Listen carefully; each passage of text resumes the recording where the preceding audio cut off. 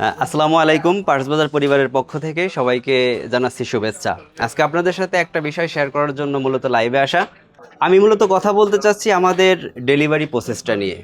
Purse বাজারে যখন একটা ডেলিভারি হয় বা একটা অর্ডার হয়, তখন আমরা কোন প্রসেসে আসলে ডেলিভারিটা করি। কাস্টমারের মূল কাজটা হচ্ছে আমাদেরকে অর্ডারটা দেওয়া, আর ডেলিভারি ঘর পর্যন্ত, তার বাসা পর্যন্ত সেফলি পৌঁছে দেওয়ার দায়িত্ব আমাদের। প্রত্যেক দিনই পার্স বাজার থেকে দেশের কোনো না কোনো প্রান্তে বড় ধরনের বড় বড় পার্টস ডেলিভারি হয়ে যাচ্ছে, এবং প্রত্যেকটা ডেলিভারি স্মুথলি যাচ্ছে এবং কাস্টমার ফাইনালি স্যাটিসফাই হচ্ছে।